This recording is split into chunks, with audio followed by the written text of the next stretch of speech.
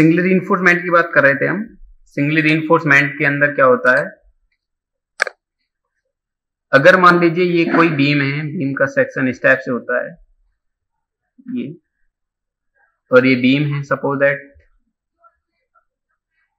अगर मान लीजिए इस बीम को मैंने यहां से कट कर दिया बीच में से, एग्जांपल के तौर पर अगर मैंने यहां से कट किया है तो मुझे क्या दिखाई देगा, ये वाला पोर्शन, और इस वाले पोर्शन का मतलब क्या हुआ भाई, अगर ऊपर से देखेंगे हम तो इसकी विड्थ दिखाई देगी और नीचे डेप्थ दिखाई देगी, ये चीज तो दिखाई देगी, अरे भाई यही देगी ना।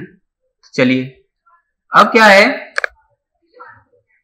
कि इसके अंदर अगर मान लीजिए मैंने एक साइड में रीइंफोर्समेंट प्रोवाइड किया है, अगर एक साइड में करेंगे तो नीचे की साइड में प्रोवाइड कराएंगे, ये ध्यान रखना। लेकिन सिंपली सपोर्टेड के केस में, अगर कैंटिलीवर का होगा तो ऊपर के केस में, क्योंकि जहां टेंशन होता है वहीं पर हम लोग ये रीइंफोर्समेंट प्रोवाइड कराते हैं।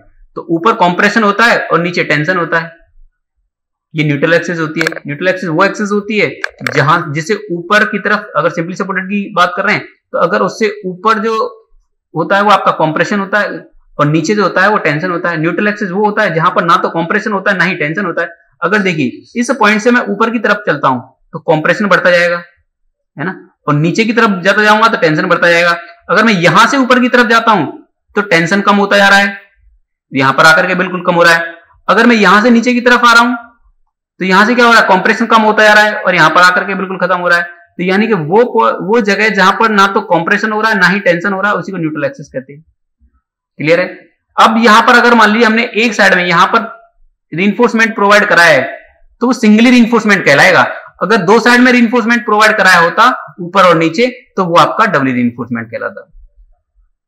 समझ रहे मेरी बात। तो सिंगल रीइंफोर्समेंट, डबल रीइंफोर्समेंट आपके समझ में आ गया। Theory and design of analysis of reinforcement by limit state method. तो लिमिट स्टेट मेथड से सिंगल रीइंफोर्समेंट और डबल रीइंफोर्समेंट दोनों के लिए बात करनी है। थ्योरी और डिजाइन यानी कि एनालिसिस की बात भी करनी है, एनालिसिस की बात करनी है और दूसरा डिजाइन की बात करनी है। कहने का इसका सीधा सीधा बस मतलब यही है, जैसा कि मैं आपको पहले ही बता चुका हूं, दो ही काम करने हैं हमें इसमें, या तो एनालिसिस करना है या फिर डिजाइन करना है। तीसरा इसके अंदर, नेक्स्ट है इसके अंदर theory and design of simply supported beam rectangular reinforcement rectangular by limit statement, यानी कि सिंपली सपोर्टेड बीम को ही डिजाइन करना है आपको।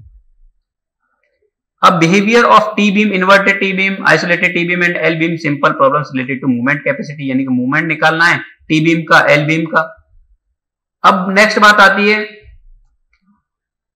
स्लैब के अंदर। तो देखिए छत जानते हैं आप, वन वे स्लैब और टू वे स्लैब को डिजाइन करेंगे।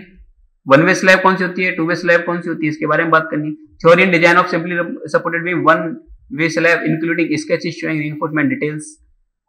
रीइंफोर्समेंट डिटेल का मतलब जो रीइंफोर्समेंट डला हुआ है उसकी डिटेलिंग करके बतानी है हमें, उसकी डिटेलिंग बतानी है। और टू वे में, टू वे के लिए बात करेंगे, इसका एक रेशियो होता है लेंथ बाय विड्थ का, उसके हिसाब से बात करनी है। तीसरा होता है axially loaded column. Axially loaded column का मतलब यहां पे कॉलम की बात करेंगे, क्या बात करेंगे, कॉलम की बात करेंगे, यानी कि कंप्रेशन में बात करेंगे। किसमें, कंप्रेशन में बात करेंगे। तो कंप्रेशन में डिजाइन क्या करेंगे भाई, बीम होता है ये सॉरी कॉलम होता है, कॉलम सी टाइप का होता है ना।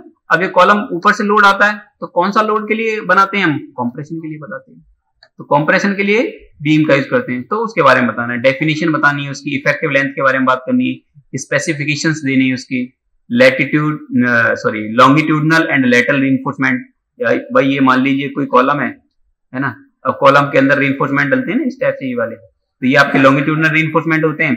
अगर इसके अंदर कुछ इस टाइप से रीइंफोर्समेंट डलते हैं वो आपके क्या होते हैं, लेटरल या फिर टाइज बोलते हैं हम उन्हें, क्या बोलते हैं, टाइज बोलते हैं। ये आपका सिलेबस रहने वाला है। नेक्स्ट है आपका प्रीस्ट्रेस्ड कंक्रीट। प्रीस्ट्रेस्ड कंक्रीट में क्या करना है, देखिए इसके अंदर प्रीस्ट्रेस्ड कंक्रीट का मतलब है कि वो कंक्रीट पहले से स्ट्रेस लिए होता है, उसके बारे में बात करनी है। उसके अंदर कॉन्सेप्ट की बात करनी है, उसके कौन कौन से मेथड हैं, है ना, pre tension and post tensioning के, उसकी एडवांटेज और डिसएडवांटेज होती है।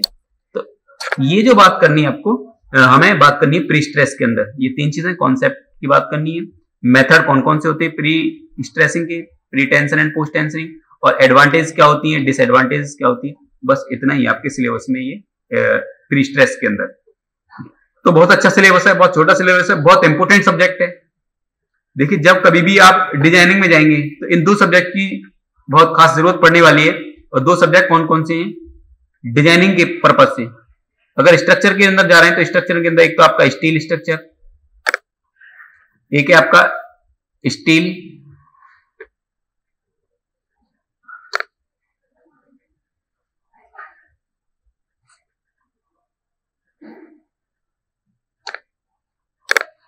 अगर डिजाइनिंग में जा रहे हैं आप तो 2 सब्जेक्ट बहुत अहम रहने वाले हैं आपके पास। एक तो स्टील स्ट्रक्चर, दूसरा आपका आरसीसी, है ना।